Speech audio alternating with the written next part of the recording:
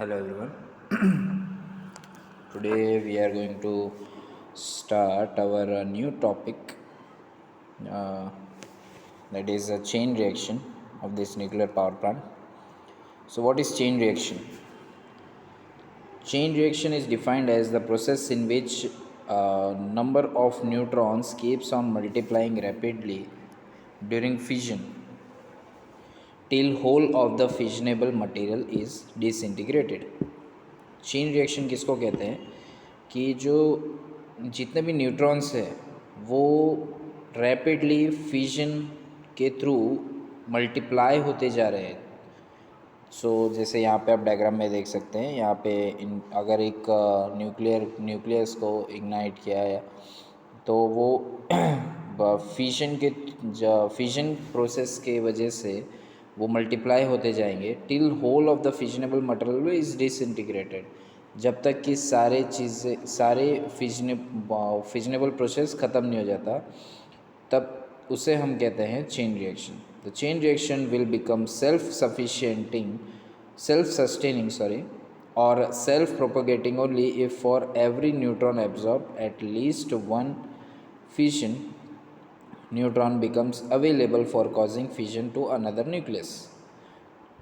तो वो self sustaining या सेल्फ प्रोपोगेटिंग तभी हो सकता है जब वो इतना कैपेबल हो कि खुद से वो फिजन प्रोसेस जो है वो खुद से सस्टेन कर सके, और वो इतना कैपेबल हो कि वो दूसरे न्यूक्लियस को भी फिजन प्रोसेस में डाल सके। This condition can be express in the form of multiplication factor और reproduction factor. Okay, multiplication or reproduction factor K, that is number of neutron in any particular generation upon number of neutron in preceding generation। So यहाँ पे conditions है, अगर if K is greater than 1, that is जो reproduction factor है अगर वो 1 से ज़्यादा है, then fission process becomes uncontrolled, तो fission process uncontrolled हो जाता है। K का वैल्यू अगर कम है, अगर reproduction factor कम है 1 से, तो फिजन प्रोसेस स्टॉप्स, और अगर k is equal to 1 the fission chain reaction will be self sustaining. अगर इक्वल टू 1 है तो वो सेल्फ सस्टेनेबल है। नेक्स्ट आता है nuclear fusion this is not fission, this is fusion. So what is fusion? Fusion is defined as the process of combining or fusing two lighter nuclei into stable and heavier nucleus।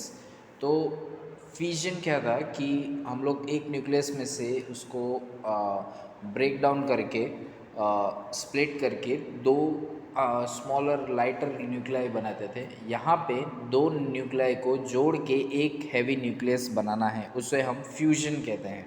So it takes considerably energy to force nuclei to fuse. तो fuse दो nuclei को fuse करने के लिए बहुत ही ज़्यादा energy की ज़रूरत लगती है।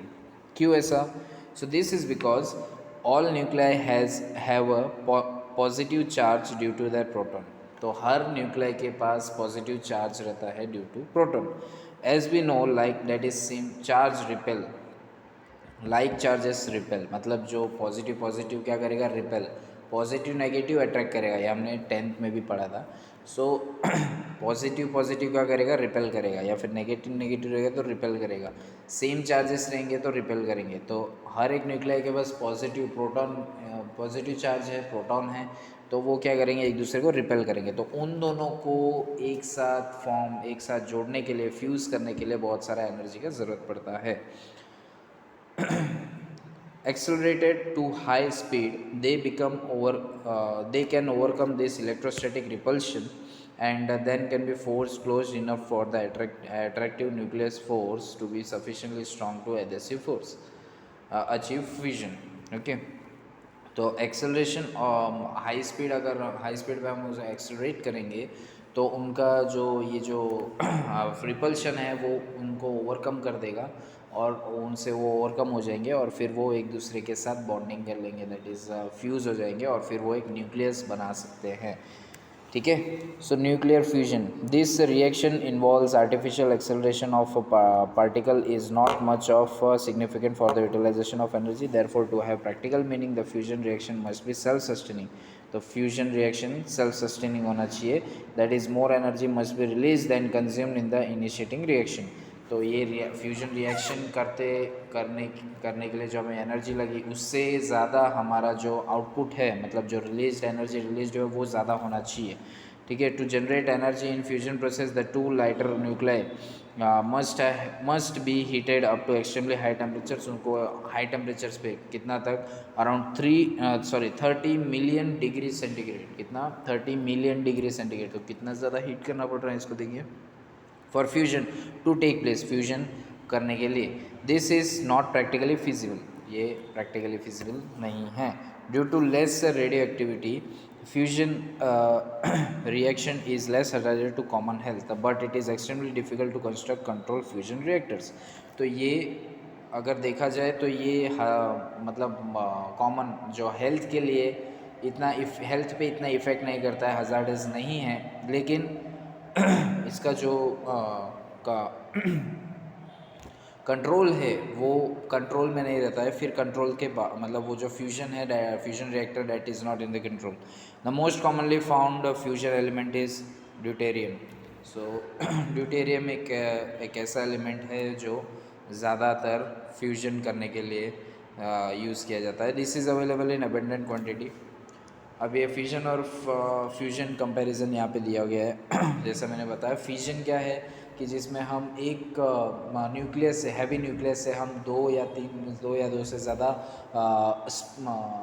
न्यूक्लियाई, लाइटर न्यूक्लियाई प्रोड्यूस करते हैं या फिर उसमें स्प्लिट करते हैं। और फ्यूजन में दो न्यूक्लियाई को एक जोड़ के, मतलब उनको फ्यूज़ करके और फिर उनसे हम एक हैवी न्यूक्लियस बनाते हैं, उसे हम फ्यूजन कहते हैं। ठीक है। सो समझ में आ गया आपको डिफरेंस। तो ये सारे कुछ डिफरेंसेस है, यहाँ पे 5 पॉइंट्स है। That is about 1/1000 of the mass is converted into energy, और इसमें 1/4000 of the mass converted into energy. ठीक है। तो ये सारे कुछ इसके डिफरेंसेस है, आप इसे रीड कर लीजिए, बहुत ही easy. Commonly use nuclear fuels. तो न्यूक्लियर फ्यूल्स कॉमनली कौन कौन से यूज होते हैं? That is natural uranium U235 and uranium isotope U238, plutonium Pu239। तो ये सारे जो है वो कॉमनली यूज्ड है, आपको इसे बाय हार्ट करना होगा। ओके। नेक्स्ट है आपका desirable condition for nuclear fuel. तो कौन कौन से कंडीशन होने हमें कौन कौन से कंडीशन है न्यूक्लियर फ्यूल के? That is should not be expensive, वो एक्सपेंसिव नहीं होना चाहिए। Should operate at high temperature पे ऑपरेट होना चाहिए। Nuclear fuel should be protected from corrosion and erosion of coolant for which they may be enclosed in metal cladding of stainless steel और aluminium. तो nuclear fuel जो है उसे हमें corrosion से बचाना है, जो कि वो अगर कूलेंट के साथ कांटेक्ट में आते हैं तो वो कोरोजन में आ सकते हैं। So that should be enclosed, उनको बंद करके रखना चाहिए एक स्टेनलेस स्टील या एल्यूमिनियम के मेटल क्लैडिंग से। Sorry. Necessary arrangement should be made for supply, charging, discharging and storage of fuel. In order to prevent the contamination of a coolant due to fission products, the protective coating and cladding must be provided, which separates the fuel from coolant. Okay. Now, next हमारा components of nuclear reactor। तो यहाँ पे लिखा है figure shows 6.5 shows the schematic diagram of nuclear reactor. यहाँ पे आप देख सकते हैं न्यूक्लियर रिएक्टर। नेक्स्ट पेज पे यहाँ पे इसका डायग्राम शो किया गया है, इसको मैं एक्सप्लेन करता हूँ कैसे क्या है। सो पहला जो मेन कंपोनेंट्स है इसमें वो न्यूक्लियर रिएक्टर के वो यहाँ पे दिए गए। Reactor core. तो reactor core is a part of a nuclear power plant with where fission chain reaction is made to occur, where fission energy is liberated in the form of heat for operating power plant. तो reactor core एक ऐसी जगह है जहाँ पे fission process होता है और उसकी वजह से हमें हीट जो एनर्जी है वो बाहर निकल के आती है ताकि हम आगे पावर प्लांट में यूज़ अप कर सके। Okay. The core of the reactor consist of the assembly of fuel elements, control rods, coolants and moderator. तो ये चार चीज़ों के जो कोर रिएक्टर में रिएक्टर कोर में चार चीज़ें असेंबल की रहती हैं, जैसे कि fuel elements, control rods, coolants and moderator. Fuel element, what is fuel element? So commonly used fuel, जैसे ऊपर आपने देखा कि कौन कौन से फ्यूल यूज होते हैं commonly. It is natural uranium और एनरिच यूरेनियम।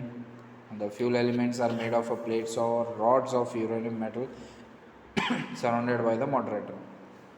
तो एक प्लेट्स या रॉड से बनाते हैं और उसको मॉडरेटर से सराउंडेड कर दिया जाता है। The fuel rod are generally clad in the thin sheet of stainless steel और zirconium in order to prevent the oxidation and hence corrosion। It also does the retention of radioactive। तो ये सारे किस लिए किया जाता है, ताकि कोरोजन से बचाया जा सके फ्यूल एलिमेंट को। ओके, नेक्स्ट है moderator. So function of moderator, moderator क्या होता है मैंने कल ही बताया था मॉडरेटर आपको। To reduce the energy of neutron evolved during fission in order to maintain the fission chain reaction. तो फिजन जो प्रोसेस होता है उसमें क्या होता है, जो न्यूक्लियस है वो बहुत ही हाई लेवल पे ये उनका एनर्जी रिलीज़ करते हैं। तो उसके वजह से उनका जो स्पीड है, जो वो स्पीड है वो कंट्रोल में नहीं रहता, और उस चीज़ को कंट्रोल में करता है मॉडरेटर। तो मॉडरेटर ये करता है कि वो ताकि वो जो चेन रिएक्शन है, फिजन चेन रिएक्शन, वो प्रॉपरली हो सके। कॉमनली यूज मॉडरेटर्स, तो कौन कौन से मॉडरेटर्स है? Ordinary water, heavy water, graphite and beryllium. Okay, ये जो है वो कॉमनली यूज मॉडरेटर्स है। फिर आपका है reflectors. The neutron which may escape from the surface of the core without taking part in fission can be reflected back into the core to take part in the fission reaction with the help of reflector। तो यहाँ पे आप देख सकते हैं कि जैसे यहाँ पे अंदर जो कोर है, ठीक है, तो रिफ्लेक्टर कोर है, तो वहाँ पे जो जो भी न्यूट्रॉन रहेंगे वो क्या होता है कि एस्केप हो जाएंगे without taking part in fission process में पार्ट लिए बिना वो क्या होंगे, एस्केप होंगे। तो उनको रोकने के लिए जो वो वेस्ट ना हो, वो बाहर ना चले जाए, इसलिए उनको वापस से अंदर डालने के लिए कोर में, ताकि वो फिजन रिएक्शन में पार्ट ले सके, तो उनके लिए वो रिफ्लेक्टर वहाँ प्रोवाइड किया जाता है। नेक्स्ट है अपना और commonly used moderators also works as a reflector. तो रिफ्लेक्टर जो मॉडरेटर्स हैं उन्हीं को हम रिफ्लेक्टर्स के तौर पे यूज़ करते हैं। Coolant, purpose of coolant to transfer the heat generated in reactor core and used it from steam generation। So coolant किस लिए? तो जो हीट जनरेटेड जो जनरेट हुआ है रिएक्टर कोर में, वहाँ से वो हीट लेना और फिर उसको प्रोवाइड करना और उसको प्रोवाइड करना फिर स्टीम जनरेशन को, उसे हम कहते हैं कूलेंट, ताकि वो उसका स्टीम जनरेट हो सके, जैसे हमने पहले देखा कि न्यूक्लियर पावर प्लांट में लास्ट लेक्चर में। The coolant circulated in reactor keeps temperature of the fuel below safety level of by continuous removal of energy from the core. Coolant must be non corrosive, non oxidation and non toxic. It should be, वो corrosive भी नहीं होना चाहिए, then oxidation भी नहीं होना चाहिए, और टॉक्सिक भी, मतलब हार्मफुल नहीं होना चाहिए। Commonly use coolants ordinary water, heavy water and CO2 used in power reactors. Next है आपका control rods. So to allow only one neutron function of control rod. तो कंट्रोल रॉड्स का क्या है? To allow only one neutron evolve in each fission reaction to take part in further fission reaction to just maintain the chain. तो एक neutron को अगर fission reaction में part लिया है, तो उसको दूसरे फिजन रिएक्शन में पार्ट लेना चाहिए। तो इस चीज़ के लिए ये कौन फंक्शन करता है? कंट्रोल रॉड्स फंक्शन करते हैं। To vary the output according to the load and shut down the reactor under emergency conditions. Okay, so commonly used materials for control rods, cadmium, boron, etcetera. Next है आपका shielding. तो function of shielding to protect the walls of the reactor vessels from radiation damage. तो radiation की वजह से जो damage होगा reactor को, तो उसको प्रोटेक्ट करने के लिए हम क्या लगाते हैं, कंक्रीट शील्डिंग। यहाँ पे देख सकते हैं आप, बाहर की एकदम जो आउटर लेयर है यहाँ पे दिया गया है। तो ये क्या है हमारा शील्डिंग है, ओके, कंक्रीट शील्डिंग है to protect operations operating personnel from exposure of the radiation. तो अगर कोई आदमी उसके आसपास है, तो अगर रेडिएशन में किसी वजह से अगर एक्सप्लोजन होता है तो उस चीज़ से भी बचाएगा हमें ये। The reactor is a source of intense radioactive and this radiation are very hazardous to human life. तो इसमें से जो रिएक्टर क्या है, एक बहुत ही ज़्यादा इन रेडियो एक्टिविटी पैदा करता है। And this radiations are very, और ये जो रेडिएशन है वो बहुत ही हार्मफुल है, बहुत ही हजार्डस है ह्यूमन लाइफ के लिए। Therefore prevent this escape of to atmosphere shielding compressing to of a thick concrete lining outside and steel inside is provided, okay. So इसलिए हम क्या करते हैं, यहाँ पे कंक्रीट का एक शील्डिंग तैयार करते हैं ताकि वो बाहर एस्केप ना हो सके एटमॉस्फेयर में, और हमको वो हमारे लिए बिकॉज वो बहुत है हमारे लिए हार्मफुल है, ओके। नेक्स्ट है आपका classification of nucleus. So nuclear reaction are classified in the following basis. बहुत सारे इसके 7 टाइप्स हैं, बेसिस है। On the basis of neutron energy, that is fast reactors, slow और thermal reactor, intermediate reactor. A reactor in which fission is due to non-moderating neutron is called as a form non-moderated neutron। तो जहाँ पे moderator का use नहीं किया जाता है वहाँ पे उसको हम कहते हैं फास्ट रिएक्टर। स्लो में is brought about by slow neutrons, this is naturally uranium. तो यहाँ पे यूरेनियम का यूज़ किया जाता है। और intermediate this reactors use neutron having epithermal energies, that is in between fission and thermal energies. Here fission events are caused by neutral during the process of slowdown। on the basis of type of fuel used, तो कौन कौन सा fuel use है, natural uranium fuel reactors, okay. और in this reactors the natural fuel containing 0.7% U-235, मतलब uranium जो है वो 0.7% कंटेन करता है, is used as a fuel. Enrich uranium fuel in this reactors, इसमें 2.5 to 10% तक यहाँ पे हमारा जो यूरेनियम जो है वो यूज़ करता है, is used as a fuel, okay. On the basis of type of coolant used, तो कौन कौन सा कूलेंट यूज़ किया जाता है, water cooled reactors, heavy water cooled reactors, liquid metal cooled reactors, gas cooled reactors, okay. On the basis of type of moderators used, so water, heavy, कौन कौन से मॉडरेटर्स यूज़ किए जाते हैं, ताकि उसका मॉडरेटर्स किस लिए यूज़ किए जाते हैं, ताकि वो जो उनका जो एनर्जी लेवल है, वो जो स्पीड है या एक्सेलरेशन है, वो उनको रिड्यूस करने के लिए न्यूक्लियस के, okay. So water, heavy water reactors, graphite reactors, beryllium reactor, ये सारे जो है यूज़ किए जाते हैं। On the basis of type of fuel, तो homogeneous reactors, heterogeneous reactors.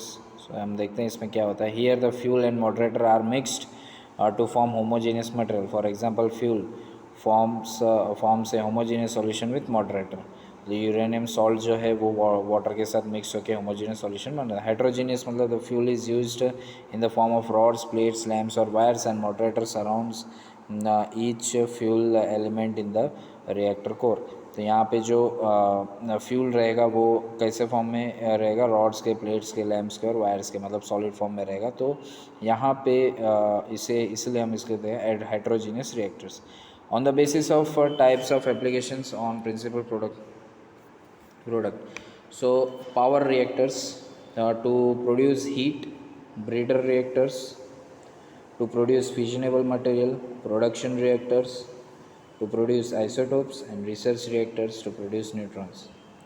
On the basis of types of construction of core, तो कैसे कैसा जो कोर रहता है रिएक्टर कोर, वो कैसे कैसे कंस्ट्रक्शन रहते हैं, उसके भी बेसिस, उस पर भी बेस रहता है हमारा, उस पर भी निर्भर करता है। That is cubical, cylindrical, spherical and octagonal, ठीक है। तो ये सारे जो है वो क्लासिफिकेशन है न्यूक्लियर रिएक्टर्स के। नेक्स्ट आज का सेशन हम यहीं पे ख़त्म करते हैं। नेक्स्ट लेक्चर में हम आगे का कंटिन्यू करेंगे और आगे का कंटिन्यू करेंगे और जल्द से जल्द इसे ख़त्म करने की कोशिश करेंगे। Okay, thank you.